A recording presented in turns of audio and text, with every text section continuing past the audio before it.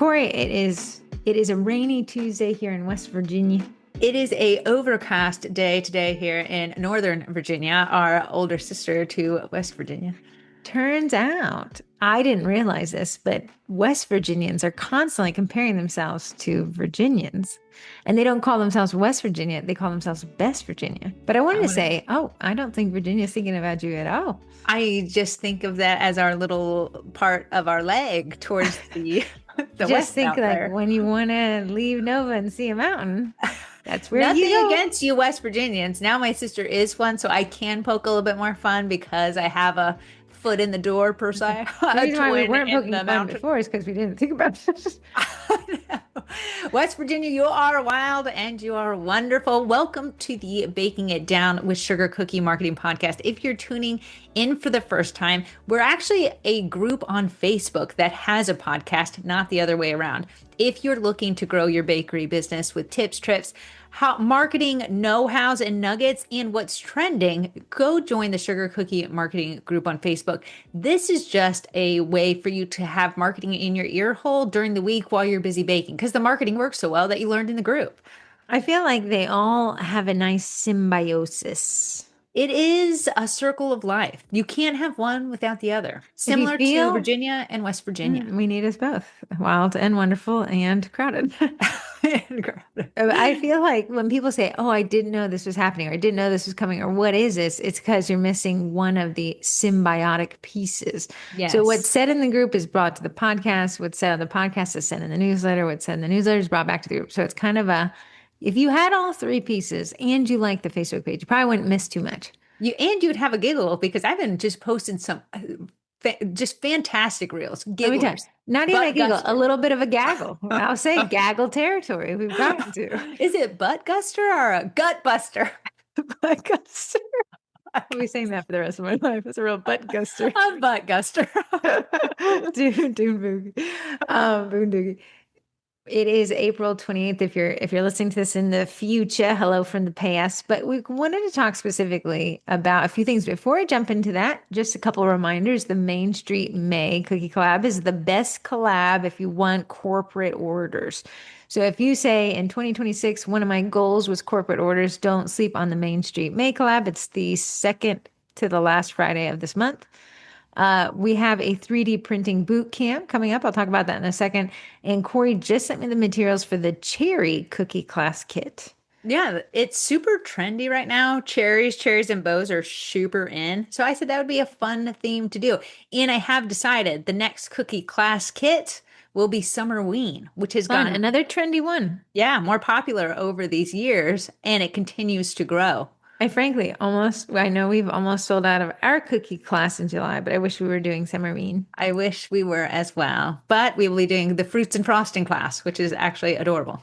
It is very cute. The quote this week to take into your week on this rainy Tuesday and overcast Tuesday is the most important thing in communication is hearing what isn't said. And that's by Peter Drucker. Love that, Pete. Pete, that is a good one. A little deviation from what we said last week. We were supposed to interview Primera, but I think something came up on her end. So we'll see if we can get her back on the docket. But congratulations, you guys are stuck with us today. However, thank you so much. We got almost 10 bakers who want to be on the podcast. I cannot literally wait. So I will be reaching out to you guys. That will take us through the end of the year unless we do twofers. If you guys eat up the first one, then maybe we could do 2 a month. I don't know. We'll see what we're gonna do. That would be fun. It would be fun. I love to hear what other people have to say. I'm tired of hearing what Heather has to say. She's running out of things to say. Heather will repeat things if she must. I'm running out of words. So jumping into this, Corey has kind of spearheaded this one. She said, thinking for your customers versus thinking as your customers. And this actually came from a question you asked the other day. A little backstory, little backstory. The cookie collabs are a great aspect of marketing because it has two home runs. One, you get the engagement from other bakers, but two, you also get this hyper local content. For example, the Main Street May content is featuring a hyper local business, That said, it feels like Instagram has not only depreciated how many hashtags you can use per post, but also how effective it is to search them. So every collab gets increasingly harder for the bakers to find the other bakers who participated. So Corey wanted to do some market research and asked how many members in the sugar cookie marketing group have partaken in a collab. Yeah, when the group's been around, we've been doing collabs. What do you want to say? 4 years, 4-ish I years. think We so. It we seems we like a didn't do it right when we started, and then someone said this would be a great idea. 4 years, we took about a year break in there because the numbers were dropping off of participants, and people were like, "Bring it back, bring it back." So we've been very consistent this year with them. What I am seeing is a lot of people, the same people who say I'm struggling with marketing and getting new clients, are also not participating in the Instagram collabs. I will say the Instagram cookie collabs are not going to make you a millionaire or a billionaire. They Mhm. might not even make you a thousandaire, but what they are going to do is give you the boost in social media. If we bring it back a little ways, it's the same mindset I had when I first started my bakery business, where I thought for my customers instead of thinking as my customers. Your customers are not you. And most of us ended up starting a cookie bakery business because we didn't want to pay the high prices to another cookie baker because we're cheap. And we said, I can do that myself. And we're crafty. And we did that. So when you think for your customers, you are actually limiting yourself because you are not your customer. You are not the person who's going to whip out their wallet and give $60 to $70 for 12 singular cookies. So that's what I say. We're self-sabotaging because we think for our customers, and we have all been here in a certain amount of degree, probably a lot more when we were first starting out. And then we get our feelings hurt a little bit, maybe a few ghosts, a few no-shows, and then we start learning the ropes and getting a little bit more confident with both ourselves as a bakery and ourselves as a baker with our talents and our, time in, knowing our worth. And that's what I wanted to dive in today is don't think for your customers, think as your customers. I think I like to read psychology, and my working theory is that most of our personalities are coming from a place of fear, and that is fear of rejection. So we do very odd things to get around that fear, to get in front of that fear, or to not face that fear because rejection hurts so bad, right? And Sure. I think kind of a culprit of thinking for your customers is thinking how your customers are going to reject you. So trying to get in front of that rejection. So I know you have one of these common buzzword price objection. So we often think lower the price, right? Because I don't want to hear the word you're too expensive. I don't want to buy from you, which I think our brain translates as I don't like you. We Instead lower of, our yeah, prices. instead of someone saying, you don't fit in my budget, you hear, you're not worth my money. Yes. And so we do really odd things. Inside, our brain internally is telling us this is the exactly perfect thing to do, you genius. Outside, everyone's like, huh, that's kind of weird. That's a little weird thing that you did right there. And for some reason you think it's right. When I think in the blind spot is that it's actually kind of not working in your favor, although it feels like it is. Yes, and that's because we're thinking for our clients. We honestly, if you could imagine a room, you've just put two people in the room. You put yourself and that one client, and you're like, the client's trying to tell you, like, you just don't fit in my budget, but I love you. And you're like, shh, shh, shh, shh, baby girl, I'm lowering my price.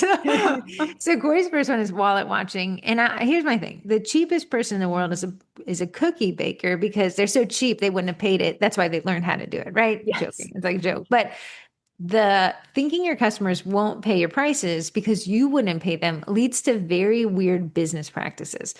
That means you're either lowering your price or you are, angry at other bakers who charge less than you because you don't want the objection that your price is the price, right? Your price is the time and the cost and the ingredients.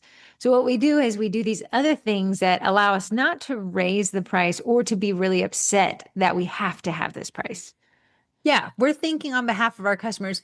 And you're like, well, no, it benefits my customers. They can afford me. If we, and me and Heather like to call it, peel back the onion layers, is it because that you think it's fair for them to pay a cheaper price, or you're worried that maybe you're not worth it and they're not willing to pay the higher price? And only you will know that. I had an exterminator come to the door and pitch the exterminator prices, right? And then I also had to get an oil change, and they sent two recommended services, which is like cleaning out the sparks plugs or something.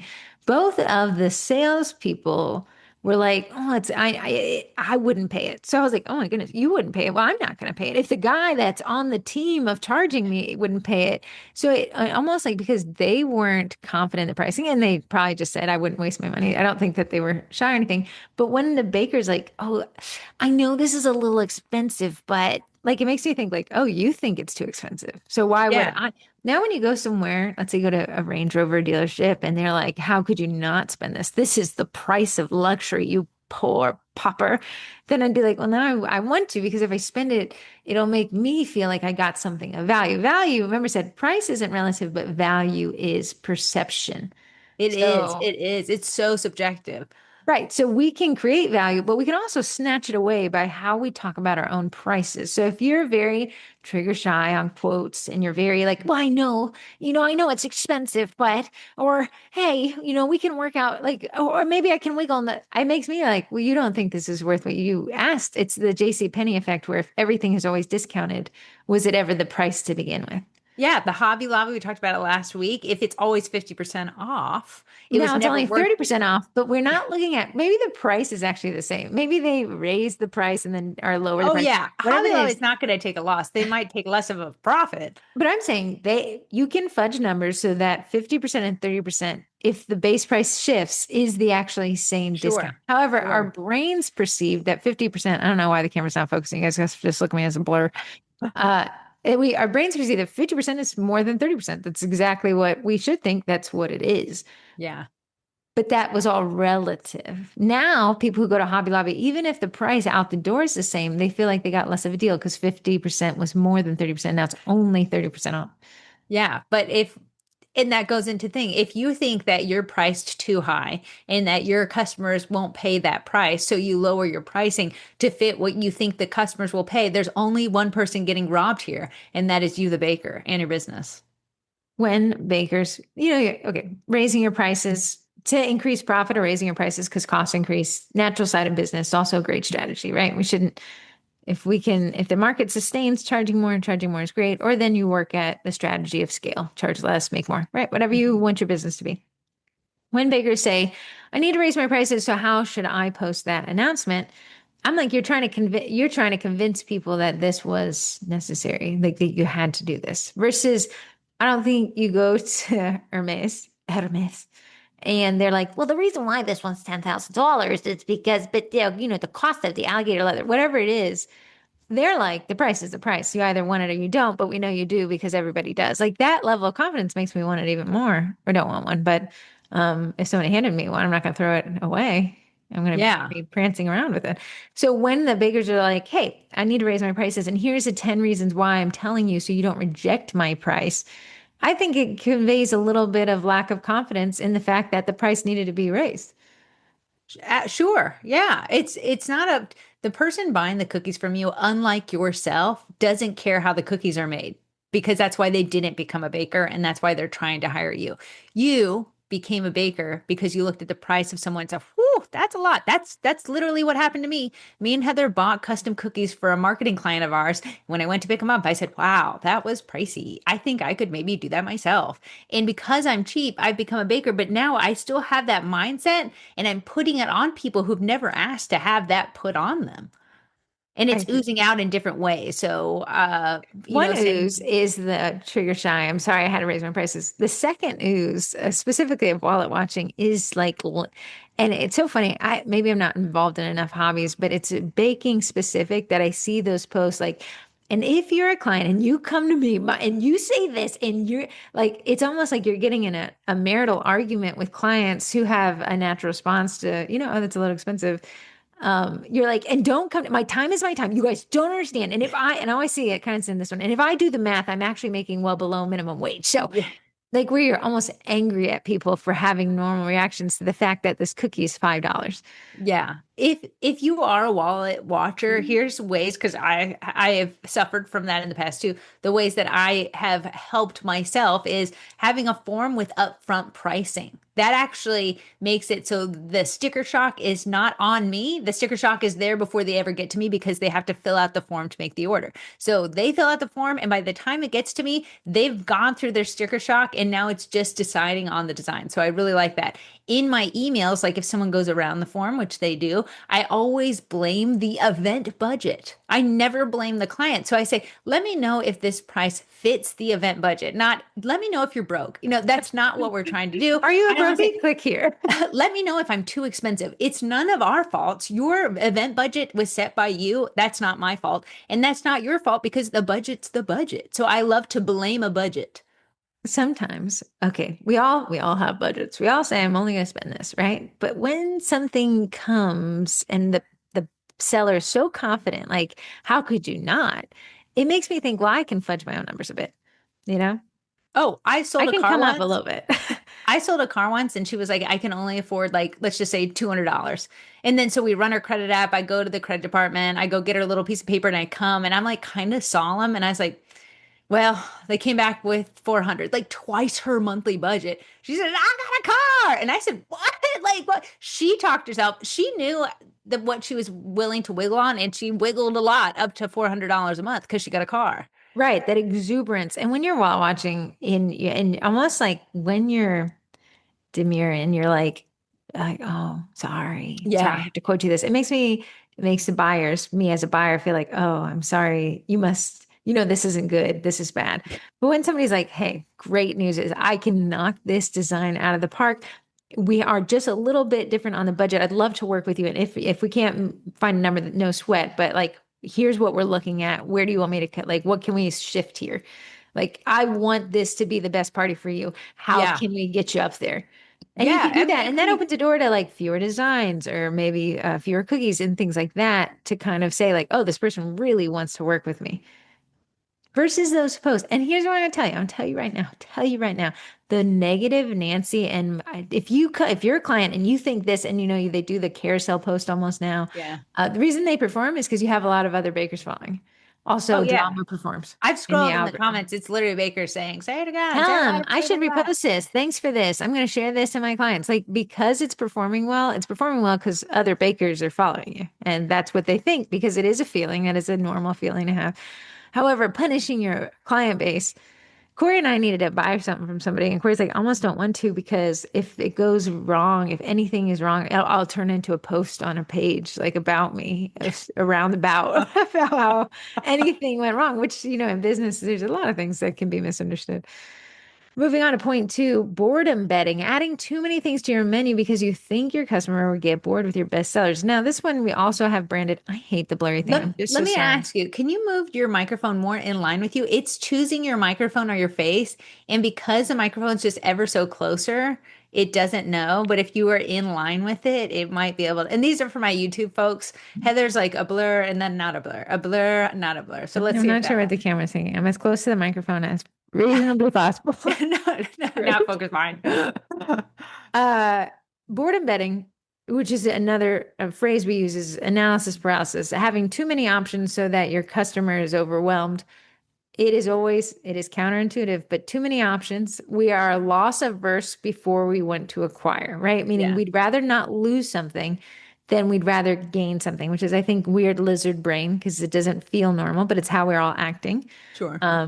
Panic buying, panic selling, that kind of thing.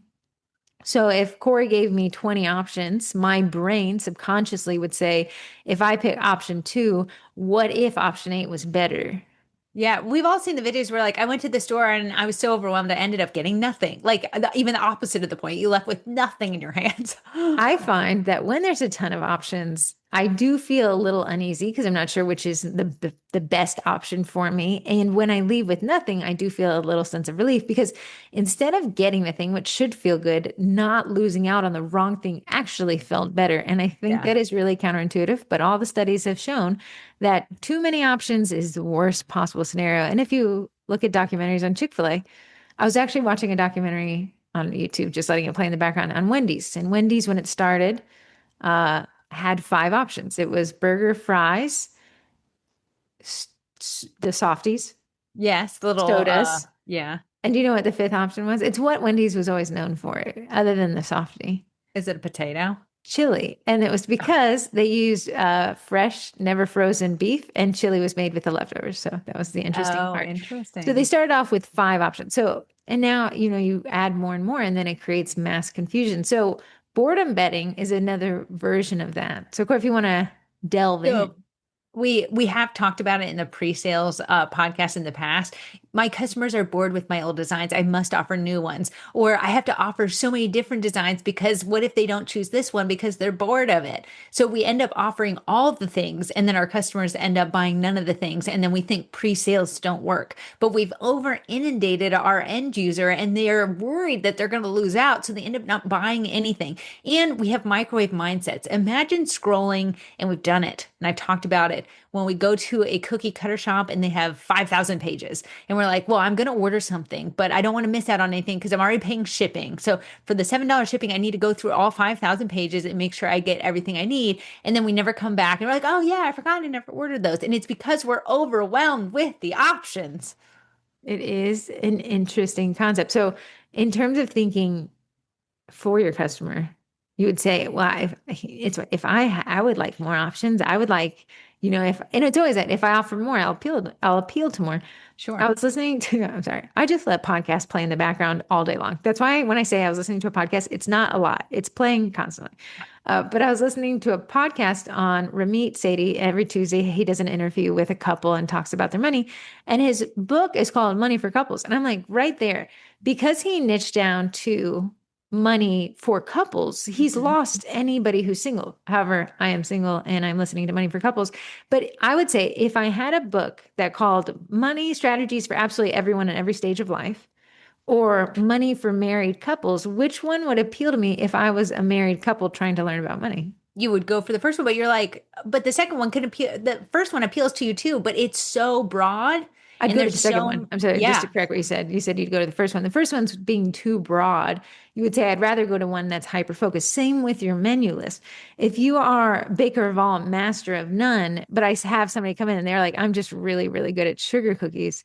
I'm not saying you can't diversify your menu, but I can, when I go to somebody's menu and they're like, breads, hams, gelatin, cookies, cakes, drop cookies, baklava. Like, wow, that's a lot. It's Yeah. appealing, but in a way, we go back to the analysis paralysis. Like, whoa, One thing that I suffered from is I do mainly sugar cookies. They come in one flavor, vanilla. You're not getting anything but that. I started doing cake pops a few years ago and I got into I want to offer all of the flavors. Okay, flavoring goes bad, friends. And whether you decide to look at the expiration date or not, those are going bad as soon as you buy them. I decided that most people actually bought vanilla cake pops. But all my fun red velvet, chocolate, salted caramel, lemon, those things were not getting used because people weren't buying them. Yesterday or last week or so, someone messaged me on Instagram, do you offer key lime cake pops?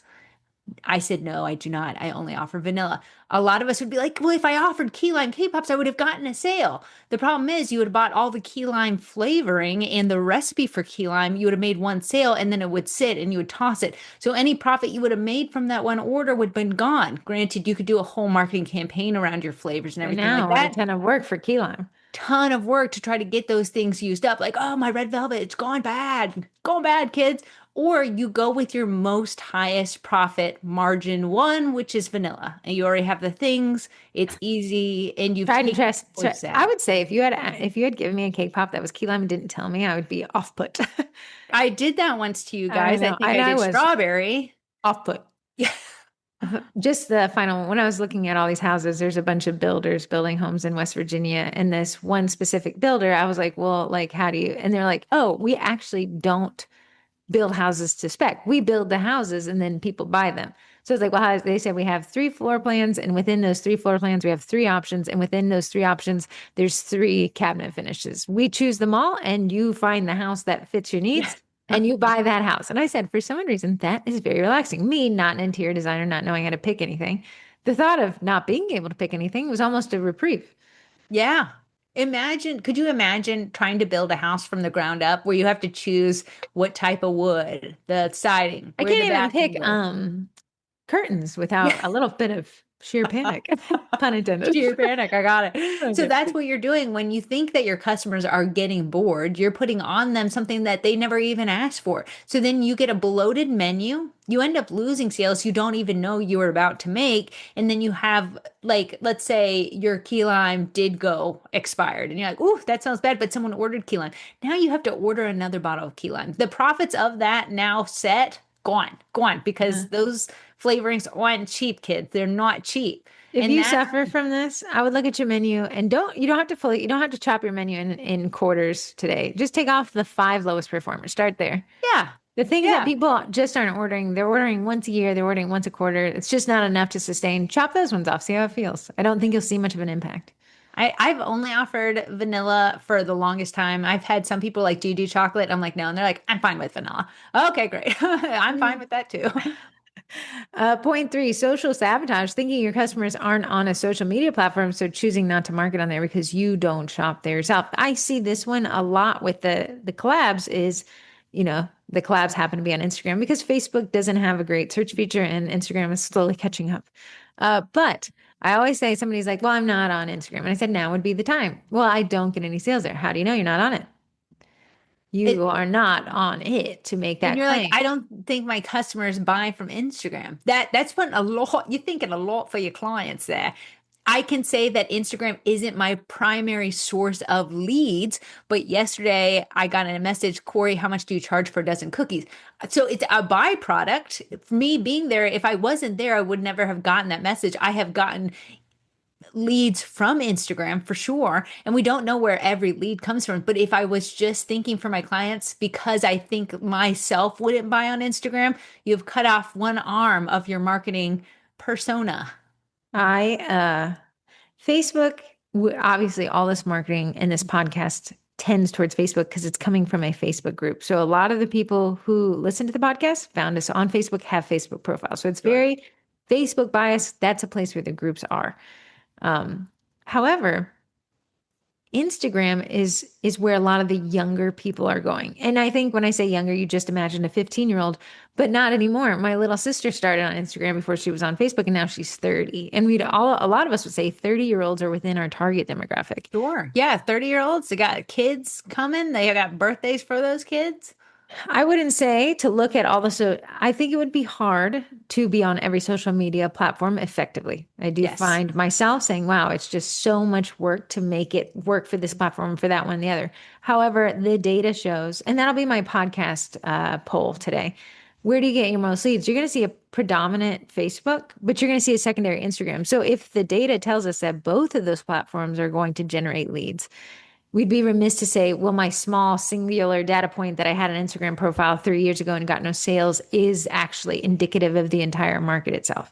Yes, you might not invest any time or effort into Instagram and maybe have gotten zero sales there, but you have also put zero time and effort in towards that. If you put the time and effort to grow your Instagram account, engage with your local followers, follow your local businesses, you are going to start to see an uptick in local followers, and then you might see an uptick in inquiries coming through your DMs on Instagram. I The like that. science is there. The science is there. Yeah. So I think somebody had asked this yesterday, and she asked in the sugar cookie marketing group, and she had just done this just fantastic set of these character cookies, and I didn't know what they were, but whatever they were, I'm like, you knocked it out of the park. I've never seen the originals, but this should be the originals. And she said, all on I think she was talking about Reels or in TikTok. Basically, she said, I get the most views when I decorate the cookie, but it's tremendous amount of effort to not only decorate the cookie, but have to record it, Yeah. edit it, and fast forward. And she's like, what other things could I record that hit the same way? And I said, nothing, unless you want to get into politics or client drama, will perform better than the wide net that decorating videos attract. Here, I am very organized and clean. You will watch me binge. I'm hoarding Buried Alive or those TikToks where they clean up the houses. Hmm. I am a view. I am never a customer. I'll never be a customer. I'll never need the service. Honestly, I watch it so it makes me feel better about how clean I am. So she's saying, well, I want more of this reach. And I said, don't always focus on reach. That's top of funnel content. That's going to get people considering you. But how can we bring them? As you bring people through your funnel, the reason why we use the word funnel is because it tapers. It gets it smaller. gets smaller. So the widest bar at the top of funnel, cool. But as we get smaller to the conversions, that should be a very small portion of your funnel. It's meant for the content that gets people, that drags people into your business to convert into a client, is ever losing people from the funnel. That's the design. Yeah. That's the Let's intention. let me bring that out. Let's say we decorate a cookie that's in the shape of the United States. It gets a lot of views because it's very aesthetic, it's very pleasing. People know the shape of the United States. Now we decorate a shape of West Virginia. Only few Wonderful. people have watched the West Virginia because they're from West Virginia. Other people are like, I don't even know what that state is. Is that the best Virginia or the West Virginia? Best. We've grown smaller. Now we get even smaller. We do Charlestown races and slots. That's the only place I know in West Virginia. And it's even smaller. Very few people go. It's just if you're a gambler, you're going to like it. If you like to bet on horse racing. So we're even smaller. But the person that pops out after that is my local client in West Virginia. Because they say, oh, I love Charlestown Rice and Sausage over Saturday. Yeah, I go there every Saturday. So while the view of Charlestown does not resonate with most of the people from the America cookie, nor even the West Virginia cookie, it resonates with my audience who actually has the money that can pay me to drive it to their house or whatever. Yeah. And So you'll go ahead. see your big, fun creators that you love to follow who make super intricate, very cool cookies. And you're like, but that's what they're making. They're making those decorating videos. But you have to say, where's their goals? Are their goal brand partnerships where they make one super intricate cookie for a brand because the brand's paying them? Are they in the creator rewards program where views from any human body actually pays their bills? And That that's makes what sense to I them. ended with the comment. I said, if you're getting paid through Creator Fund, I say, keep digging. I mean, decorating, keep digging. I'm tired of Grandpa. I think it is always indicative of this. If you say, I wish I got the views like this creator, click to their profile and see if their bio says they're not taking orders. Yes, yes. Then you can't make the same content as them because you are taking orders. And if you can't ship, you can only take the local ones. Whenever I see a local baker who wants to make content to pull from the Creator Fund, I say it's a matter of time before time forces your hands into one or the other, into being a content creator at UGC or Yes. being a local baker, because it is only so many hours in the day. And that's what the person had written. They said it's taking forever. Right. So you either, and she probably had the skill set to be a content creator, you become a slave to those programs Oh, because they kick you yeah. out constantly, Yeah. or I've you, seen giant cookier TikTok accounts fully abandoned. And you got to be like, but they got millions of followers. Why would they abandon them? Because it wasn't consistent. The money wasn't consistent. The time in wasn't consistent. And they had to find something more consistent. You wouldn't abandon something that was working for you. I promise you that. making millions. Nah, it's not for me. I like to hit the pavement. I like sweat for my I like money. that 9 to 5. So, point four, policy policing, choosing to not enforce your policies because you don't want them to think you're being mean. We always say, like Corey kind of started off this podcast, it's you and me against the big bad, whatever, right? Me and you against my policies, but you just Yes. act like they're this entity that you can't move. Like, oh, I'm so sorry. I'd love to help you, but the policy states, right? Uh, a lot of times we say like, oh, it would be super nice. The policies are policies. They're there. Yeah, you can bend them. We've talked about that in other podcasts. But if you're bending them before the client asked you to, you are thinking for your client, not as your client. I've been there where businesses, specifically after I moved from my old house to this house, and I had to take more orders, like to get it off the ground again. I was like, oh, man, I could bend all of my policies so I can get more sales. And that makes sense because it feels good because the goal is make more sales. The problem is the policies weren't there to be funsies. They weren't just there as decisions. They were there to protect me and my business from wasting time, wasting money, wasting the client's time, things like that. So it's way easy to be like, if I just move this policy, they'll make the order. But at what cost, friend? Hmm. Because everyone's like, I have this nightmare client. I'm like, were they always a nightmare or did you train him to be a nightmare? My twin twist is I got a kitten. We're still in the, was this a good idea stage? He's still learning how to use a litter box, which I'm not accustomed The to. whole house is litter box to him. Yeah, what have I done? I thought he'd play with the other cat. Now I just have two cats meowing at me to play with them. They cannot play with each other unless I'm in the room I apparently. told you that. Okay, we'll wait till the twinners, but I told you that was gonna be an option. So of course I'm on Google today, how to potty train small kitten, right? And it's like consistency over a long period of time, meaning after every meal, put him in the litter box, shut the Yeah. door. Yeah. Litter box, cat, door, litter box, cat, door. Like until this cat's like, I guess when I eat, I go to the litter box, cat, door, right? With our clients, I think we find somebody, and you remember, we have the fear of rejection or the fear of confrontation again, because that feels like rejection. Yes. We have a client who's kind of shown maybe they're a little bit difficult. So we capitulate to whatever it is that we think would suffice them, right? Get them off our back, lower confrontation. Yeah. Then the client's like, oh, you just litter box trained me to poop in the middle of the floor. So let's try it again. And you're like, oh no, more confrontation. Yeah, okay, fine. The living room is now your litter box. No more living room. The Yeah. client expands into the space we've given them. And we recluse because we are saying, I'm scared of this. So I'm going to continue. And now we have a true nightmare. Now the Sure. escalation to the client is, well, I'll write you a bad review everywhere. I'll drag you to the ends of the Yeah, earth. but you're like, no, I've been so accommodating over the years. You can't write me a bad review. But here's the thing, you let them become the nightmare. They're your nightmare. They're not someone I else's. want you to look at these two faces right here. We are shouting from the bottom of a trench that we have. This is something Corey and I suffer from, me definitely more so, but where I'm scared of the confrontation of the client, I give, give, give, and then they become a nightmare. When I'm like, shouldn't you be appreciative? No, actually, the best gift for people is a boundary, is Yeah. those policies.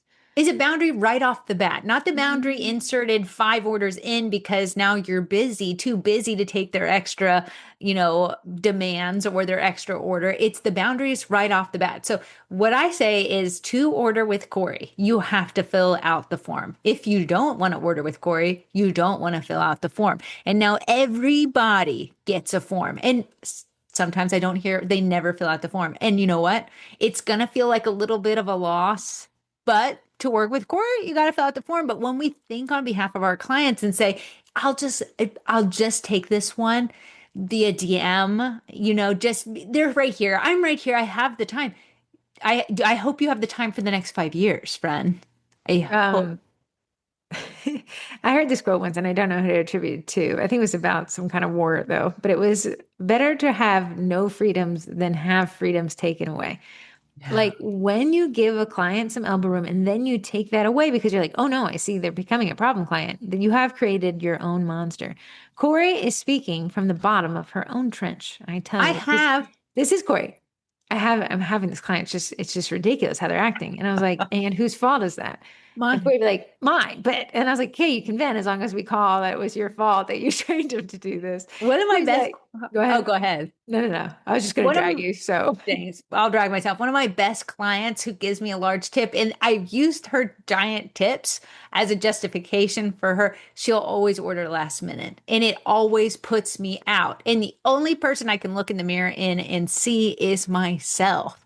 And then I say, Corey, take the order. You're going to get the tip, but I don't want to hear you complain one night for staying up too late making her order. That is something that I did, and I'm still reaping the repercussions even now to this day. but And it she's was getting so that tip. funny. It was so funny was I didn't text her back right away because I was busy with another order. And she texted me back and says, "Are you ignoring me?" Now And she's shit, now she's Corey's, turning mad. I can tell you're ignoring her because you're frustrated. Then she does that. Now you're ignoring her because now you have that Yeah. potential confrontation. Yeah. Yes. And do you see the hellhole I've created for myself and only myself to blame? Old Corey, that honestly, she needs to be my twice a year reminder because it has me sending the form to every other person, though. When you hear policies, I see bakers who are getting there, they're learning how to, they're toddlers, learn how to walk. They end up becoming this kind of really abrasive thing. And I think it comes from a place of fear as well. As the policy states, we can no longer provide like these real, I call it lawyer speak. Corey's Yeah. ex-husband loved to use it. Loves it. Every Loves it. ex I've had loves to do that. And thus that, like, okay, Therefore, I've thou said, shalt. you didn't even graduate college, dude. So that's all. So if you want the bridge, the gap, like we said, don't just chop off your whole menu right now. Take off the 5 lowest performers. Don't just become a lawyer speak policy enforcer now. Sorry, my little sister is replying to Ashley. Instead, let me just mute that because I can just tell they have a conversation. Mute for 1 hour. They're having a conversation. Do this instead. And this one I kind of like because it's nice. It's like, oh, hey, Sarah, where Sarah is a person of the hour. Sarah, thank you so much. My policies don't allow me to do this. I can make a one-time exception. If you cannot say no because that feels too rude and you've trained these people, Hmm. you can say just one more time, right? You Yeah, risk, one more time. we risk it, but Or, it feels better than yes, no, thus shall never order from me again. let's blame our brains. Hey, Sarah, I have forgotten a few things in the past few orders and I'm trying to get better about it. I've created this form. If you wouldn't be mind, could you just fill out this form with the information? I know we could do it through DMs, but I'm trying to look more professional. And if you could help me do this, it would just make my day. I've been going through it. I hit a pothole so bad that you had to turn off not only the music in the car, but the AC so I could hear the air escaping from the tire itself. Anyways, it would just cause an alignment issue, but we had to go to What's Popping Con. We were taking my car and I didn't want to wear the tire unevenly. Also, the vibration is frustrating to me. So I contact in West Virginia a tire shop, which seemed like a normal thing to me. Of course, West Virginia has absolutely no online booking. You have to call. Immediately you get a guy who I can tell is probably frustrated. He's like, "What car do you have?" And I was like, "In 2024." He's like, "Right there, I can't help you. Did new vehicles need like sensor alignment? So you'll not get anyone in West Virginia. How no tire shop in West Virginia can help you." And I'm like, "Oh, like you're talking to not me." I could take that personally. However, what he should have said is, Heather, I'd love to help you. We just don't have the materials for it, or we don't have the sensor diagnostics for it. That said, I can refer you to a couple places. Like which one? We got to the same place. I ended up going to the place he referred me to, but one left me miffed and felt like I was attacking him for some reason, and one would have let me like, oh, but when I have a flat dude, it's gonna be you. Yeah. Like we say, beating up your clients. Like, like, when you're like, how dare you try to place an order 1 week in advance when it clearly my policy straight 5 years in advance only. Like, Let me go to my that's Facebook page and write a proclamation about well, you're like clients twins. retaining. You just said have policy. Yeah, but you're still human and there's still a human there behind the screen talking to you. It was so funny. There was this post that went viral and it was this lady who says, I don't have time to ask your question. Go find my pin post. It probably answers it there. But this post went viral because the lady was like, how dare you think I have time to go dig around your pin post? You know, there's humans at the end of the tunnel on these, and to beat up your clients just because they don't fit into your policy, that's not the answer either. But we also don't want to bend our policies and create nightmares for ourselves. There's a nice in between in there. Uh-huh. I mean, Me and Heather are really. still searching for it. As per my therapist, she's like, you think black and white, but most of life is gray, Unfortunately. unfortunately. The subtle nuance. That takes us through the podcast topic. Do you have anything you'd like to add? I would tell everyone, and you listen to this podcast, take the nuggets and know-hows and just simmer over them. Not everything needs to be implemented. Not everything fits for everyone. However, what parts of these can you extrapolate? A thing like, you know what, I'm going to try Yeah. something. I'm going to try a hybrid version of that, one that works for me. But yeah, something about that sounded better than my current experience. I'm going to try it out. If you say and you peel your own onion layers back and say, you know what, I have been thinking on behalf of my clients and I'm scared to quote them the price, the tiered price they actually fall in because I'm worried that they won't buy. That's something that you could work on. You could really say, you know what, I am worth it. And, I'm here to make money. I'm a business. They came to me not for a best friend, but Uh-huh. actually to buy cookies. I'm going to quote them correctly. That would be an onion layer for you to uncover there. If you use your policies and you bend them all the time, maybe that's where the form comes in and your form does the heavy lifting and says, hey, there's a rush fee if you order within a certain amount of time, and let them pick and choose. And they're putting together what they want and everything like that. If you feel like you're not getting orders and you're blaming it on because you don't have a million options, let's maybe dig a little deeper and say, let's try the marketing first before we go add the bro nuts, the crow nuts, You the can row add a million nuts. options, but if nobody still knows their options, it's not going to save you from your slump. Right. It will feel good because it feels like you're doing action. You're adding something else, but at what cost? Did you have to go buy more baking pans, more baking sheets, more chocolate wafers, Less more storage space. ingredients? Sure. That's going to chip away at your business over, but it feels good. It feels like we're adding good things to it. But then if you open your cupboard and you're like, wow, these oils and extracts are all expired. That's an onion layer for you. That's something that you just peeled back and you're like, wow, that was me, man. That was me. I know that I don't like doing the not cake pops, but the longer ones. I can't remember the name. Cake What is it? sickles. Cake sickles. You Okay, know yeah, who yeah. bought everything for a cake sick? That was me. That was I. And when I went to donate it and toss the things I needed to toss, it was, ooh, it hurt my feelings. But I said, Corey, they don't bring you joy. You're actually not really good at them. And you gave them your best go. It's just not in the cards for you, babe. Just not in the cards. That's an And onion layer, though. And you have to peel uh-huh. back your own onion. And Corey was doing a lot of onion peeling last week. She even said, I peeled back my own onion. oh, I was to the core of we were crying. There was onion tears. There was real Kind tears. of smelled The kind of big, good. yeah, the big one I think that we can all maybe peel from is just focusing on one social media platform.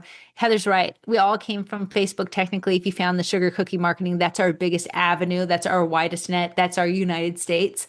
But I see bakers being like, it's just oversaturated. So I'm actually closing my business, which is Oh, a crazy pivot because there's apps like Nextdoor, there's Yelp, there's the online Google, there's so there's many different being the avenues. most well-known person in a single networking group. Yeah, yeah, the in-person networking. So for you to cut your nose to spite your face because you're unwilling to learn a new platform, wild work. There's an onion there. So just to recap, point one, wallet watching, and that's thinking your customers won't pay your prices because you wouldn't. Of course, you wouldn't. You wouldn't pay them so much you decided to make them yourself. Point two, boredom betting, adding too many things to your menu because you think your customer will get bored with the best sellers. Point three, social sabotage, thinking your customers aren't on a social media platform, so you don't market there because you wouldn't shop there. Point four, policy policing, choosing not to enforce your policies because you don't want them to think you're mean. You're thinking for them. Point five is follow up fear, thinking you'll annoy your clients thinking you'll be annoying to your potential clients if you choose not to follow up with them to close the sale. I'm so sorry we missed this one. Yeah, you missed that one. I I knew missed I had a that good little one. I said, what is five. this thing I'm reading for the first time in my life? I This think one that is, one is, I feel annoying because yeah. I would be annoyed. This is that I'm annoying them, so I don't want to post on social media a lot. Someone reached out for cookies. I sent them the quote. They ghosted me, but did you follow up with them? But I don't want to be annoying. If they want it, they want it. The biggest thing I learned in car sales is nobody comes to the car dealership for friends. They're literally there for four wheels and a cabin. So it's I hate your to inconvenience you with this option. Like that's what it would feel like. My own example, right? So every day in this house is coming out to the front door, and this pest control company guy I ended up talking to had left this card. Finally, he catches me while I'm there. And I said, dude, I got to apologize to you. I have a small stack of papers dedicated to your name with the intention that I'd reach out. I've just been so busy. And so we ended up talking about the pest control, and there's bugs here I don't like. So he's like, oh no, Heather, I just, he's like, it's part of my job to show back up. So I was like, oh, like he obviously has a CRM program that's forcing him here, sure. but we're closer to finding something that works for the both of us. However, had he only put the first card, I even said, why are you not emailing me? But had he just left the first note and never come back and seen, well, she's not interested, she's not chasing it, we would have, he's a lot closer to the sale being repetitive than he was before. By ultimately facing the rejection of, I open the door and I say, never knock here again. Yeah. Yeah. Risking that. Now he's like, oh, I really do hate those kind of bugs that you guys get rid of. A closed door is a great answer because it's closed. It's locked shut. When someone says no, thank you, that is what we love that. A lot of times we leave that door just a tinge bit cracked open because the fear of rejection when the door's tightly shut feels bad. So what we do is like, it wasn't me, it was them, I guess. I don't know. I never asked. So you are actually not closing the sale because you fear that they might say no and you have left money now on the table. Following up is big. The people who follow up make the most sales. I promise you that. And they might be annoying, but they're getting the no's and they're moving right along. They're never keeping it open. And as bakers, I know we do it. I had someone reach out and they're like, I want these cookies. And I said, I can totally bake them for you. Let me know if you want them. Ghosted. But now I feel in the back of my brain is that week, if she says she wants them, I can't take another order for that week because if she says she wants them that week will be extra booked and I will be stressed.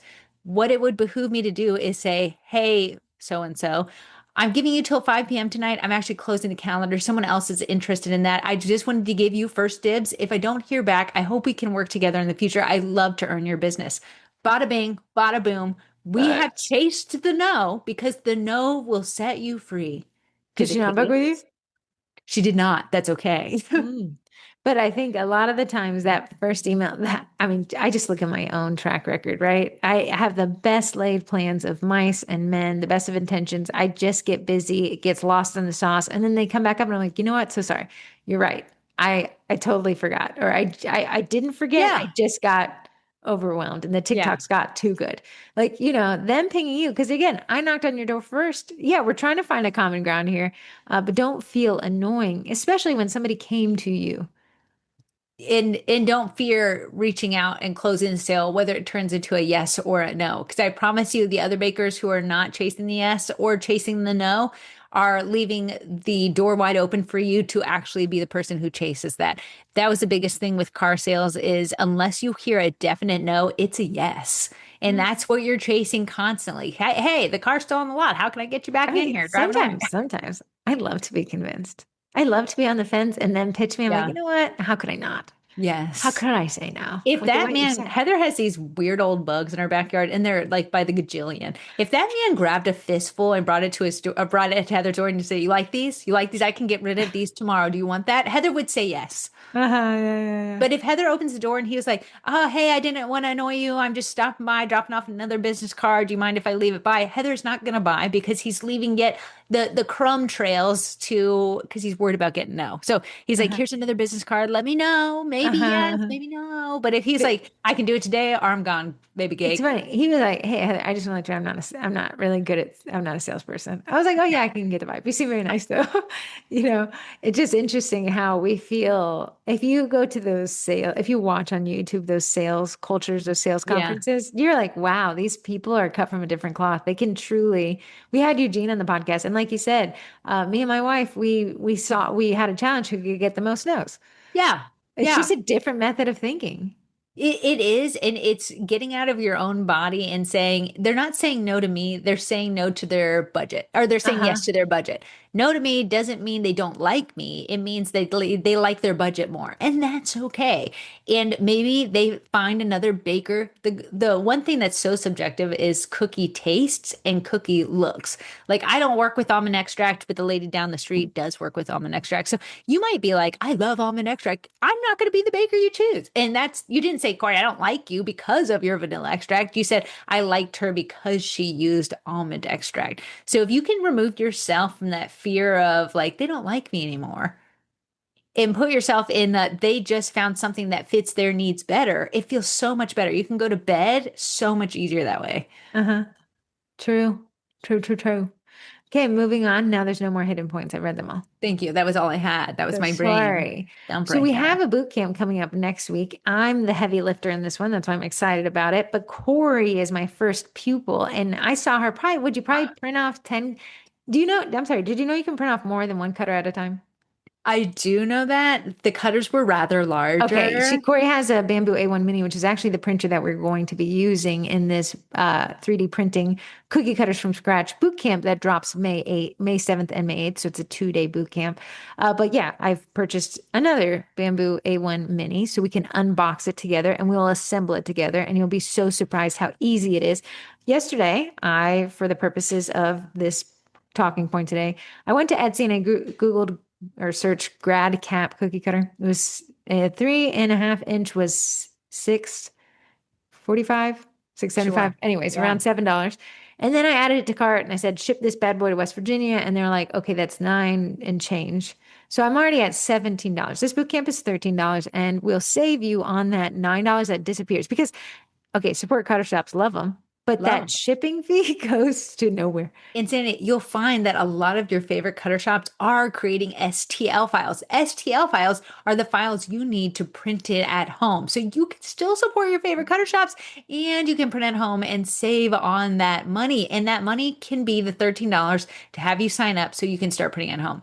Heather had bought the Sprinkle Factory's STL library, I think at the Vendy Blendy last year. I actually paid full price. So shoot. Okay, yeah, I love it. That's why I was printing so much yesterday. It was nothing. I was just downloading, print because it was so easy. STL files, they're just ready to roll. That's what the bamboo eats for lunch. It loves an STL file. That's what it needs. Here's an But interesting concept of the boot camps. Huge fan of them. We've been doing them all year. You can purchase the past boot camps as well. They're on thecookiecollege.com. Just scroll down and you'll find the past boot camps, or you can pre-enroll, pre-enlist, because it's a boot camp, to a future boot camp, right? So I use Procreate. That'll be our August boot camp to create a strawberry that says you're the very best mom, right? Then I used the software, Cookie Design Lab, to create Mhm. an STL that I printed and handed off to Corey, who will use it in a pre-sale. Mhm, mhm. Now, these are all boot camps. So you can see whether boot camps are money makers and they build on each other because if you can print an STL from a design in Procreate, you can customize this to your client and photograph it to present in your preset. Like you can see how all of these boot camps for 13 bucks or a discounted Cookie College membership that saves you $13 will build your business in 2026. Yeah, and the Cookie College and the boot camps are just like a glimpse into what the Cookie College is. And that's how me and Heather said, how could someone want to be a part of the Cookie College when they don't know what the Cookie College is about? That's why we did the boot camps. But in the Cookie College, you have inbox zero. So really making your inbox be another coworker for your business that keeps you organized. And I've just been devouring that this whole year. It's been just amazing. Listen, Corey is my biggest. She'll yell, kick, scream, and throw things into organization, optimization, and efficiency. Ah, well, but look at me go. Look at me title. Today, this morning, okay, so I use a Google Sheet. We update it every week for the podcast. Today, Corey's like, "Where's my Google Sheet link?" Where's my Google Sheet? I can't function without it. So, so yeah, this kind of stuff frees up more time. Time is money. You keep more of your money. You work more efficiently. Corey will be working next month's boot camp is on recording cookie videos. You guys begged, I pestered. She gave in.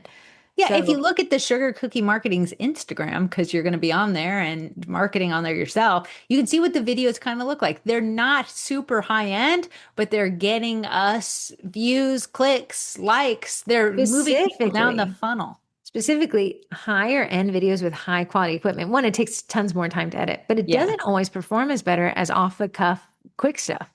I know, I know. If I see a high perform like a high done video on TikTok, I scroll. I want to see you in your You had this random closet. thought, you're in your garage and you needed to get it out there. Yeah. So we have May is 3D printed cookie cutters, June is cookie videos, July is cracking community groups, and August will be Procreate, and then we'll come up with the list for the rest of the year. I can't believe I saw do you follow Bristow Weather Guy or whatever? I've seen him in my feed many a time. Today he said we have, I think he said 40 minutes left of sunlight to gain as the sun sets. So we have 40 minutes to gain. We gain like 2 or 3 minutes each day. He said, and then we start losing daylight hours. Oh, I wow. know. So we're looking at, and I can't believe I'm saying this because I feel like I'm still typing 2025 in some cases. I know. It just turned 2026 and we're already looking towards the end, the halfway point. I know we're almost in May. We got 3 days, big girl. Oh my goodness. Oh my Oh goodness. my goodness. Okay, we actually had someone submit to the gossip column. I just pasted this in. I didn't read it, but it says ghost gonna ghost, but why? Why? There's a lot of eyes. I get it. You send me a cookie inquiry. I send you a quote, and you're like, yikes. I had no idea how to give up my firstborn to afford these things, even though my pricing is right there for all to see. And you ghost, no problem. But why do you agree on the price, have me go through the trouble of invoicing, and then you disappear? I know you saw my follow-up email saying, hey there, just checking, because I track my emails, and you don't even do me the courtesy of saying you changed your mind. Please make it make sense. I don't know why this gets so under my skin, but I just had to vent somewhere. Hashtag rude. Hashtag cookiers have feelings too. Hashtag amen. Hallelujah. I totally understand. What's so funny is we have a sugar cookie classes account and we have my mixing bowl bakery page. A lot of clients, they don't know this, but they will just copy and paste and send the same information to both accounts, unbeknownst to them that I'm running both of them. So you see, it's a money's game. They're casting the net wide to see what they can get back. And I blame insurance companies because they Oh yeah. let For you a quick line fast quote. up. Yeah, yeah. Which quote do you like the best? And they're just like lined up so you can pick the cheapest one. Uh-huh. Yeah. I wonder. That is frustrating to do all that footwork and then just like crickets. But It's and because she's even followed up. I know it's because you got a yes, and then you're like, all right, here's the invoice. In That's my the mind, when crazy I get a part. yes, money spent already. Oh yeah, Come on. I know that You just need to do alligator. the exchange. I've already bought the thing. That is a good one. Yeah, ghosting. I'm accidentally found myself on breakup TikTok, algae, before I installed it. Yes. Scoot But your microphone back because you scooched it up while you was talking. There you go. You did. You did. There you go. it's a lot of people talking about being ghosted and how, and it's these. Yeah, it was on the girl side of TikTok. The boys weren't posting, otherwise I watched those too. Yeah. But like this girl, she had a date scheduled, and when she said she's on her way, the guy hearted the message, and she gets there and Oh, sits for that's 45 minutes. wild. Yeah, That's and she's wild. super frustrated, but like I'm frustrated. What was the point of the whole thing? And she's saying like, what is it like? Is it just to see if you could get someone to leave their house for you? And once they confirmed it, you were never going to go. I mean, That these people are just crying and they're I devastated. And do how could want to you not? say she's avoided a horrendous True. And we situation. can always Yes, it's say, hard. Yeah, but like, yes. why make somebody one? I'm sorry, from the girl's perspective, got to shower. I've got to Oh, put on makeup, which is a whole problem for me spritz your mentally. favorite perfume, now wasted. Yeah, and then in your mind, you're like hyped because you're possibly seeing this person who really likes Yeah. you. You've communicated with him enough that you feel comfortable, and then you drive, and then you've got to go to the thing and probably still spend money because it would be weird to just sit there. I think they ended up meeting where they were supposed to meet at a park, so she wasn't out the money, but she's out 45 minutes of getting in your I own head because you know. think, what if I just wait a little longer? Maybe they're late. You try to give the best of intentions, and then the just disparity of realizing that there was no good intentions ever. Yeah. Two questions for you. Have you been ghosted as a business and have you been ghosted as a date? I've been ghosted as a business a ton of times. I know. I Just just that one I wouldn't. can let roll off my back. 'Cause I'm like, you're the idiot. As a date, I have not dated. I Heather got in a hasn't dated. relationship when I was 19 and then out when I was 30. That was 10 years. So in as long as I've been alive, the dating apps hadn't existed, and then Yeah. I've I think the never, dating apps, I know this has nothing to do with this lady's whole goss thing. The dating apps have made it too easy to unmatch or delete or block that it becomes like okay to treat someone's feelings so minuscule like. Whereas if you used to meet someone at the gym and then you would plan a date, you knew you could follow up with them the next day at the gym and be like, why'd you stand me up on the date? uh-huh. I'll say For this, in the times that I've gotten, somebody's given me their numbers and I've engaged, every time that I've said, hey, like this text frequency is too high, I never get the, oh, thank you so much. I appreciate that. And I'll stop. It almost triples down. down. When I tell somebody, oh, I'm so sorry, like either I'm not single at the time, or hey, this is too many messages.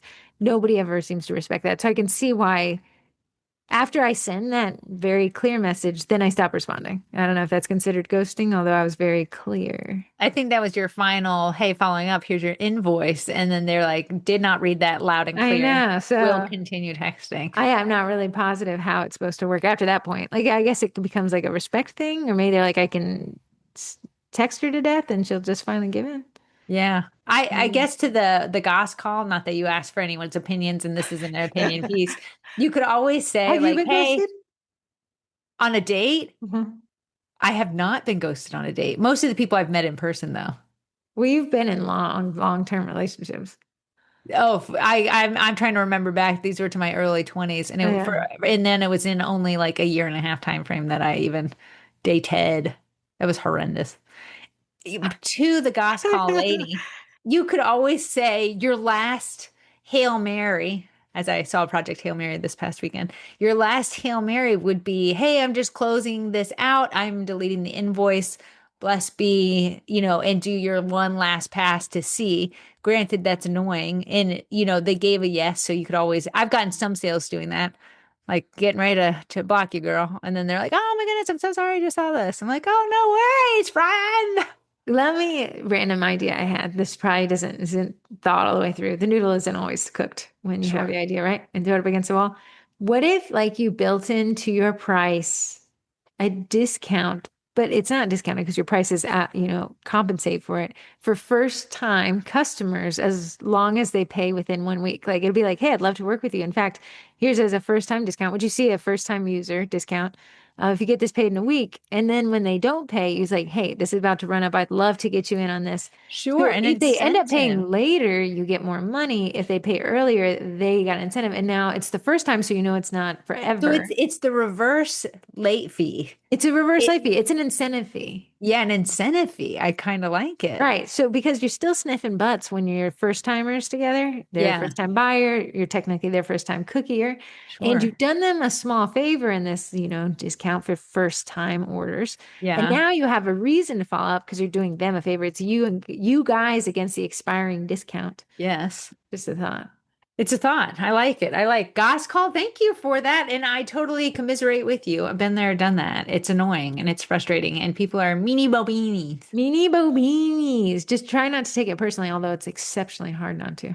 It is, especially Uh, when you see them in a group and they recommend someone else. Has happened to me. They're like, "Oh, love that I booked with blah blah blah," but like you were literally in my DMs last night, baby cakes. yeah, I feel like saying, ahem, oh, it's you. Oh, I think I remember calling your I name, remember when you Janet. unmatched with me Yeah. in my square invoice. Upcoming events, the collabs, Main Street May is in 3 weeks on May 22nd. Again, if you say, I don't know how to get corporate orders, here's how you do it. And we actually write the caption for you. All you have to do is go to Main Street and turn a business into a cookie. Then go back and take a photo, ideally, of that cookie in front of the business. Not required, but it's going to land better when you do it that way. Yeah. And I want to say the benefits aren't just for you who just heard corporate orders. I don't like those and just tuned out. Baby girl, that's not just, it's tying you to your location as well. People buy from those they know and they like and they trust. If you went to their favorite place and you're like, wow, I never get comments on any of my posts, but then you showcase someone else's favorite restaurant, you're gonna get some comments. Oh my goodness, we go there. I love it. And then you say, what's your favorite meal you order there? And like, oh my goodness, you have to try blah, blah, blah. Wow, you have 4 comments already. That's why I love this collab. One, you get the baker's shoe in, right? Two, you get a potential for corporate, not the goal, but would be Hmm. cool. And three, you get the people who are like, I love that place. I can't believe you've been to Oh, that place, that very popular place as well. and You I've know what been to you that should place do? I too. just be What? curious. Did you already What? pick your place? No, Oh, not yet. if you could make the Aussie rolls into a cookie. It's a circle I know, roll. but you'd have to do the shade. The little white part on the bottom of the bun. And you know how he has the burnt part? Maybe make the basket. What if you made the basket and them in the basket and then did floaters around it? Wow, you are asking a I know, lot. I know, I know. I just think Oh, that so many people love those bread. There's this local company. I almost wish it was a national chain so you guys could taste of it. They yeah. essentially took a donut hole and then called it the appetizer bread. Yeah, they And that's never what, put the sugar on it. It's a sugarless and they donut have this like hole. very sweet butter mixed with something. It's so good. Honey It's butter. so good. It's only $1 and the dollar gets donated. I think it was Oh, an interesting pivot to the dollar used to be free, but they're so good. Once you pay the dollar, you can get as many as you want. You yeah, I could know. stack up on them. We picked our June collab. Corey said, let's go to Meet the Baker. That one always does well, especially in slower times like June, where people are either taking fewer orders and then a lot of our clients are out of town. Upcoming events, CookieCon, a happy hour sponsored by Heather Campbell Berkshire, is June 24th. That's in only 8 weeks. It felt like at one point I said that was a year away, and now it's I just know. I 8 short weeks know. away, and that'll be in June. The Venue Blendy is thankfully 30 weeks away. Major holidays, teacher appreciation, nurse appreciation are in the next week. Mother's Day is in 2 weeks. Graduation and last day of school, which are location dependent, are around 7 and 8 weeks. So if you haven't ordered your cutters, now would be that Yeah. time. Father's Day is in 8 weeks. Summerween is in 9 weeks. For you guys wondering, that's June 27th. Summerween, people were asking what in the heck was I at? It is this trendy holiday gaining some footing where people who love Halloween would love to celebrate it twice. So they picked this random day in the middle of the summer. So it's Halloween in the summer. That's Yeah. all it is. Yeah, it's a countdown to Halloween and it's in the hottest part of the year. Us Halloween folk like it because it gives us something to look forward to. Yeah, so if you say June, July are slow times, maybe Summerween is an interesting one. And then 4th of July is in 10 weeks for my Americans.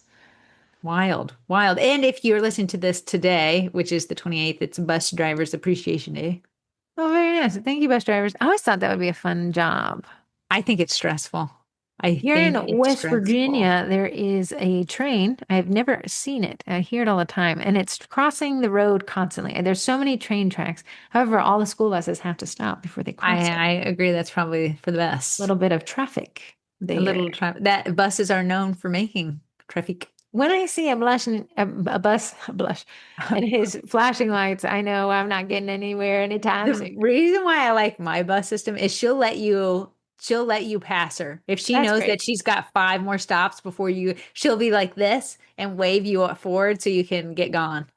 Something I kind of noticed is when the bus is coming to a slowdown, his bun lights start flashing, but the stop sign hasn't even thought about coming out yet. That yellow is to alert Okay, so that it's not a stopping yellow. no, you can still pass them if you're Speed on a up. passing Just kidding. area. Yeah. Just kidding. So okay, in the signs extending, here's kind of confusing. It's a mass confusion when the sign's starting to think about it. Does he need to be fully extended to stop? I know No, the the bus red lights system, can start before the sign they are stops. The red starting. lights is do not pass. The The red stop lights are sign, the stop. the red lights are the stop. I think we should have all the lights coming on at the same time because otherwise it's kind of confusing. The yellow ones are if you're on a two-lane road, you know that, okay, get gone or get slowed down Right. because the That one reds are was coming. confusing me because I was like, whoa, he lit up real quick, but it's all yellow. Yeah, that's just a warning.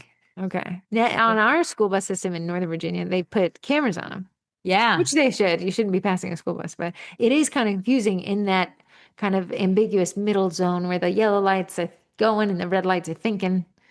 it is. And I just typically slow down. I said, then I want people to feel bad who sped up. You. Mm. I'm 50 feet away. I'm scared about what's gonna happen. But moving on to the STL Me About It segment. Now, this is sponsored by Cookie Design Lab, who will also be a part of that 3D printing module, which is how I create the digital downloads, STL files. So the digital downloads dropped. I got it on Saturday. And it's I love you very much, or you're the very best mom. And it's a strawberry hand drawn in Procreate, which we'll be talking about in August. But using Cookie Design Lab and made that, throwing it in there. And then I thought, oh, I want to make a stem a little bigger for you guys. So I pulled it back into Cookie Design Lab, dragged some points around, and got that. If you want to use code TWINS, you get 15% off. They have a bunch of different plan options. The 7-day one's super neat if you only need a cutter, just a couple. Like you could do what Corey's doing.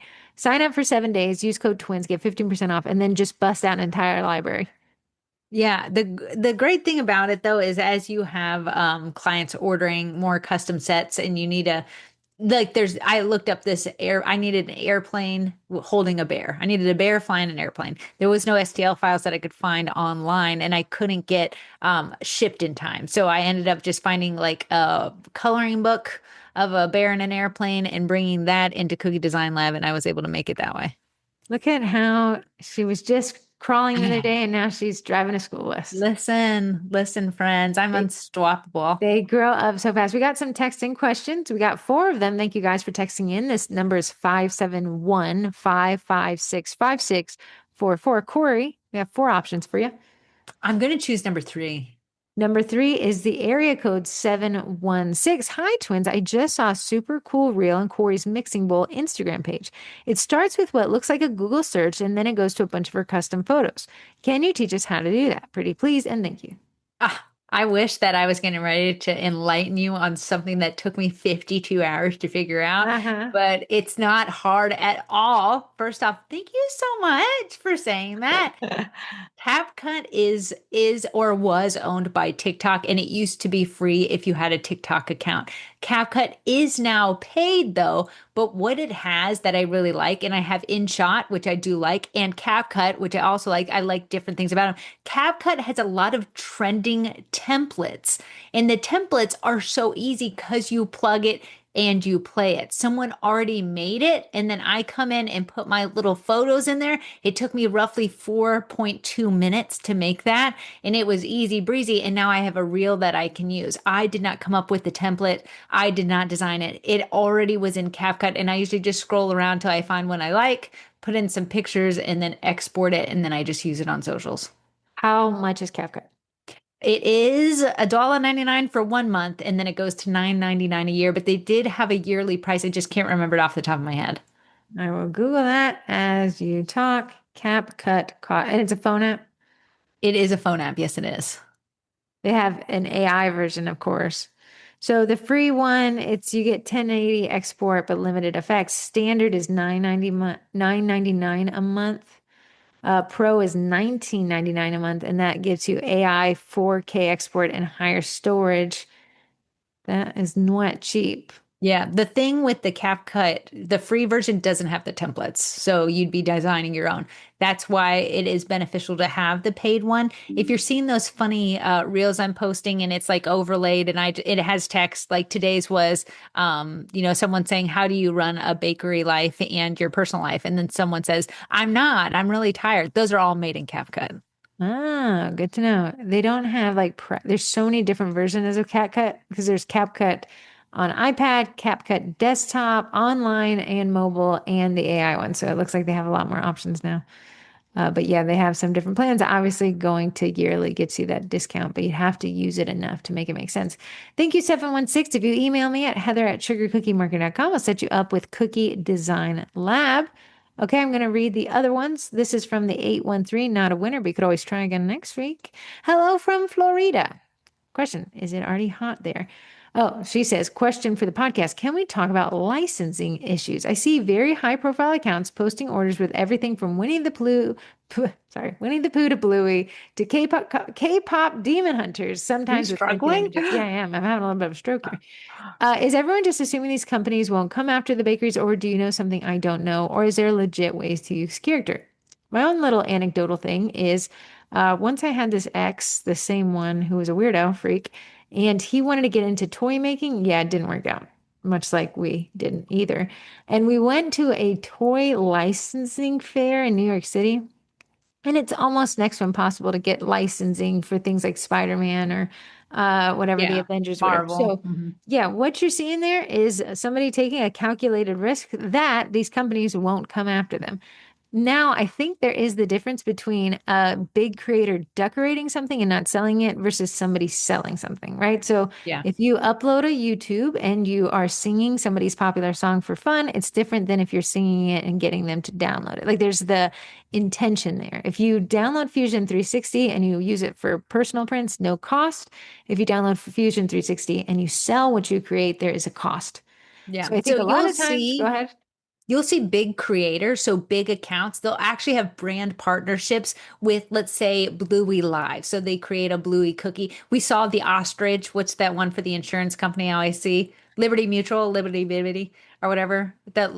The ostrich guy, and someone was hand piping him. She's gotten a contract with them for that.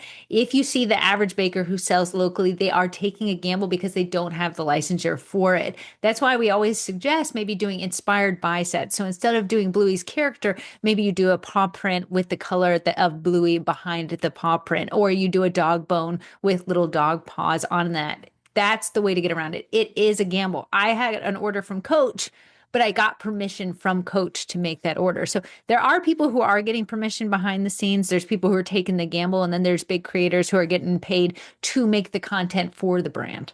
Yeah, if you're looking for validation here, no, most people are stealing the IP and using it to profit, right? And that's illegal. So they are taking a risk.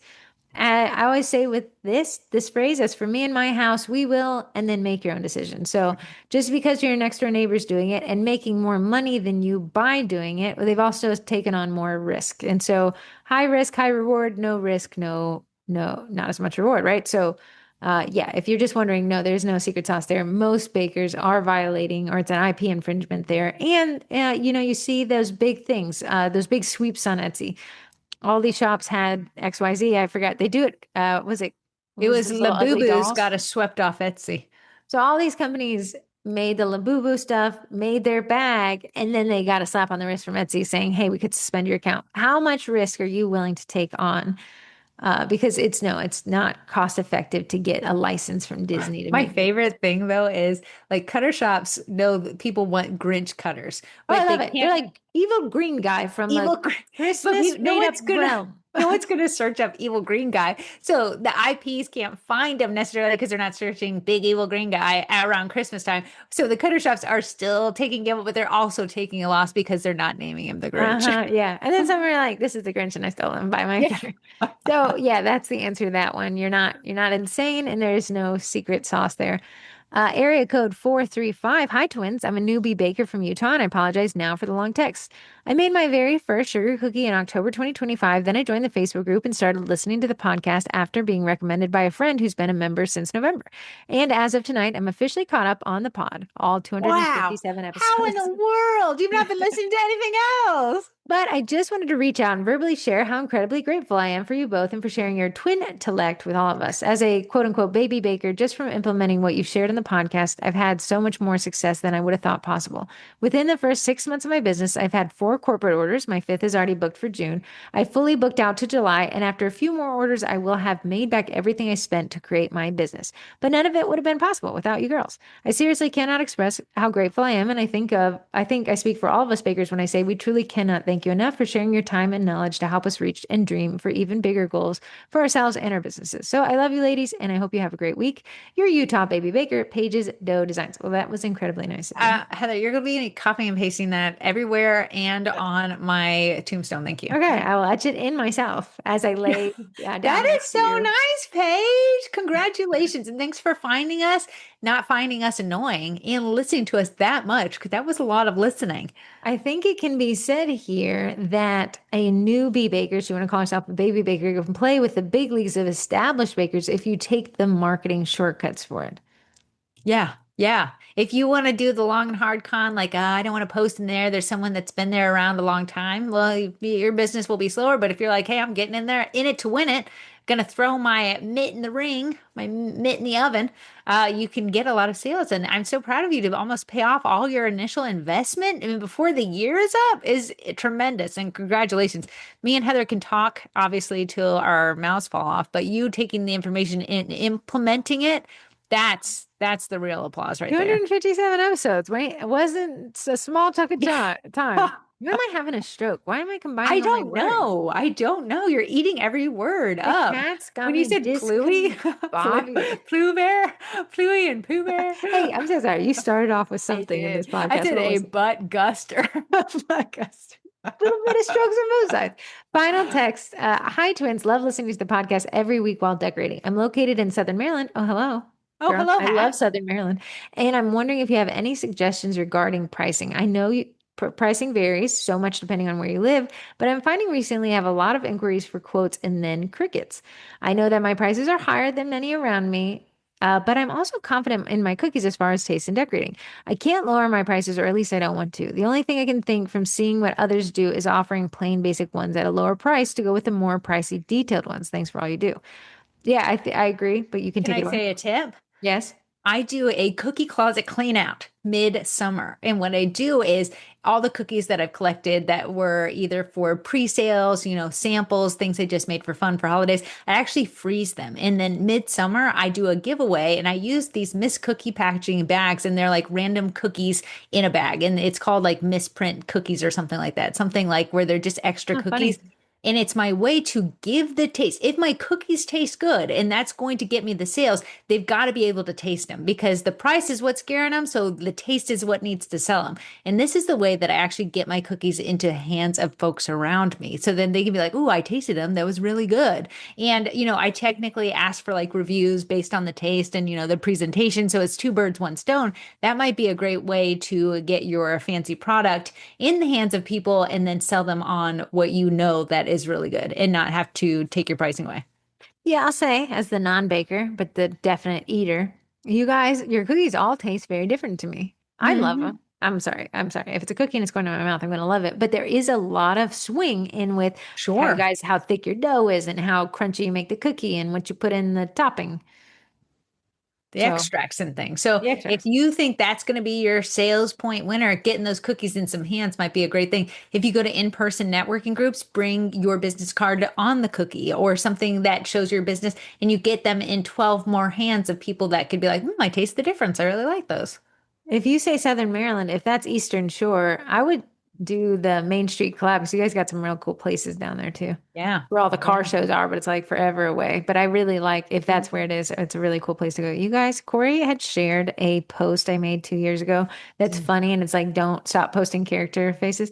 Anyways, it's gone viral for whatever reason it might, but that's what the endless pings on the computer is. It has tickled the fancy of the algos. The algos have blessed us once again, but disappeared into the night, forever making us As wonder. they do, as they do. Our sponsors are very important to this podcast. Without them, there is no 258 episodes. I know. So please, if you support them and use these codes, if you use these codes, you're not stealing from them. You're actually signaling that this is a good place for them to be. So the podcast keeps going. Yeah. Cookie Design Lab, the code is twins. Actually, the code for all these is twins, though. Nice. We finally got it. We should keep it twins. So the We code should. for Cookie Design Lab is 15% off. The code is twins. Bakety Bake is a royal batch meringue powder of your dreams. I find that when people try it, they rarely switch back. Love it. Been using it for years. Code twins, 10% off. Daisy Makes is the shop behind What's Popping Con, but she's also how Corey's been able to make cake pops. And now it's a new version of the technology. I think a lot of sugar cookie bakers tried cake pops and are like PTSD. Yes. Try it again with the Daisy Makes tool Discs. set. Yeah, the mold set that You're she going has. to have a great experience, it seems. Yeah, love it. All the So cool. tears go away. She dries them personally. She shows up to your house and dries your tears. That's Yeah, what she does. she does. Code twins at Daisy Makes. It gets you a discount as well. Primera Eddie. We were supposed to interview Jennifer today. I'll see if we can get her back on here. No discount code. Wish we could. They don't run discount codes, but it's such a cool tool. Corey got an order for Coach, and it seems like a lot of bakers have gotten this order. So Coach is doing this promotion, partnering with bakers. Love that this is a trend now for big companies. Yeah. Yeah. But Corey had Eddie step in and did kind of like a 3D, a 2D, and a flat version. And it was a very interesting set. And she wasn't crying at the end of it. Yeah, it was cool to tie in printed with non-printed with totally hand piped. So the order looked super unique because it had all three factors in there, but it was super still custom. I like it. And then Bosch Nutrimel is not a sponsor, but they are an affiliate and they're very nice. They have code sugar cookies. Now they're dropping a unique product in 2 days. I can't post about it until the 30th. I'm not sure if it's if bakers are going to love it or not, but I'll post about it so you guys can see it Yeah, yourself. I can't wait. It doesn't work for the discount because it's a new product, but I'm just curious Sure. if people like it. I'm excited to see. My Twinterest for the year, for the day, for I don't know, it's overwhelming me. Is this cat I got? His name's Bean. They named him Bean. He looks like a bean, so I'm keeping the bean name. He's Yeah. a minuet munchkin, which means he has the short legs and he's a Persian face. But the breeder got the really flat face, so he looks weird in an He, adorable way. he's a cutie patootie. So Corey and I drove up to past New York City on Friday and picked him up, and he sat in her lap the 5.5 hours back. Yeah. I've come up with some names. When he sits in your lap, he's a beanie baby. Mm. When he follows you into a room, he's a beanstalk.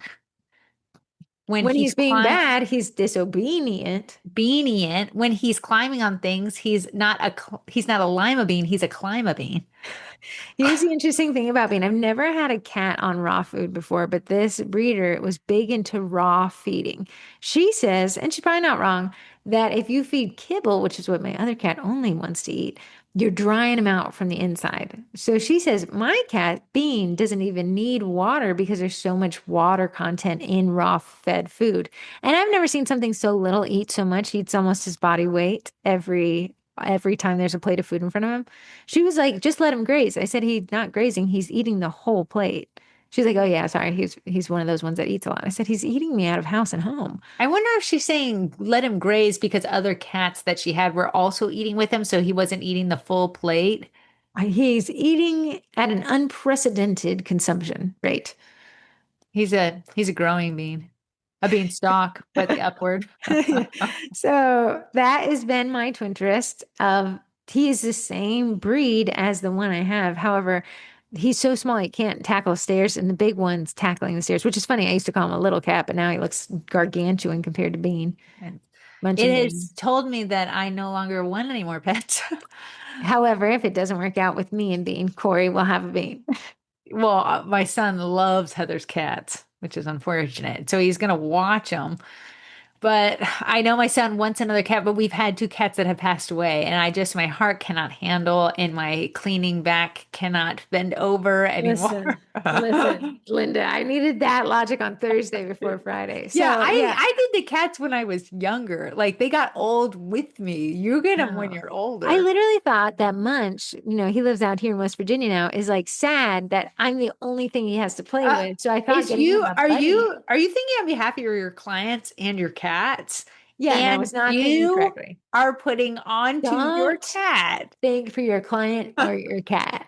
Yeah, so now I don't know. They just stare. Bean wants to play with anything inanimate or otherwise. Munch is like, what did you just do? I had told Heather that my two cats were not friends together. I was their companion and they both wanted attention from me. I was their attention points. So instead of getting two cats that played with each other, I had to now play twice as much because two cats wanted my attention. I said, Heather, this is the gamble. Listen, This Linda, is the gamble. I gambled at Charlestown races and slots and might have lost. Yeah, I gotta find him. So the kitten, unfortunately, she was like, if he's not locked up, he'll poop somewhere. But if he's locked up, he'll poop where he needs to. And she was not wrong. And So he has poo-pooed and pee-peed in three different places that were uh not correct. correct. Is that correct? That is correct. That he's not correct. But I didn't, she's like, do not leave him. Do not let him play without you looking. And every time I blink, he'd be like, oh, sorry, I had to poop over there. I was like, shoot. So Like, I did you just have think to be stricter. the craziest thing to me is you like going places not in your house. So Right. if he can't play without you looking, are you going to be Right. staring at him all the time and never going to places other than your Listen, house? possibly. But she's like, if you leave, just lock him up. She said, and I thought the take was interesting. She said, when you get a cat and you let him have free reign in your house, thinking that's the kind thing to do, you've just taught the cat he doesn't need you at all. And you've created an independent cat. She said, when you put him up when you're done and come back, she's not saying leave for the day, come back and unlock him. They're going to think you're the Lord Savior. You're She's going like, to you're think going they're the prison the prison prison guard. marshal. Get on, do your rounds. Go 1 hour a day. So no, I'm trying to find that kind of rhythm. But yeah, I was like, let me just step away. Oh shoot, I shouldn't have stepped away. Well, that's your hell to handle, right, Do Lar? you have a twinterest or twintellect? Do I A have a tip or twin something you're into right now? or a Hmm. twintellect? Do I? I don't Do know. I've been you? with you exclusively the last 2 weeks. We've been hip to hip in the Corey's vehicles. I've never been traveled so much. eating and sleeping in the gym. So okay, here's one. Corey wanted to increase her protein intake. So now, since GLP-1s are a thing, there's a lot of protein being added to stuff, right? Yeah, I saw a protein cereal the other day. Yeah, well, yeah, I was in the protein cereal aisle yesterday. Like, there's all this protein being added in very weird places. Great, we need more protein. So we were obviously a huge fan of Olive Garden. So I went and downloaded their menu to see what the highest protein, lowest calorie thing, and it's Yeah. their what chicken, It's the chicken margarita. which is just chicken. I mean, it's pretty good for chicken that's It's grilled. chicken, cheese, and pesto, and then Uh-huh. like an uncommonly large amount of broccoli. Right. So if you're wondering what the healthiest thing you could probably get at Olive Garden, it is that chicken. Unbeknownst to me, though, the chicken ravioli that I always get actually has a You pretty said chicken decent. ravioli, but I think it's cheese Oh, ravioli. sorry. Yeah, cheese ravioli. Definitely no chicken. Has a lot of more protein than I thought because cheese does have protein in it. So if you're trying to be healthy, unhealthy, that would be the tip is that chicken. What was it called again? Chicken what? Chicken margarita. Margarita, which was over 50 grams of protein. Two full chicken breasts. I mean, I it know. was you were trying to shove that chicken down there. Yeah, it was just the whole task. Yeah. Okay, I hope that leaves you guys hungry. Yeah, I'm starving. My stomach is growling. For some chicken margarita. I think I might. Okay, we will see you next week. Those of you who applied to be on the podcast, thank you. I'll be reaching out this week. Bless you guys. Can't wait. Can't wait.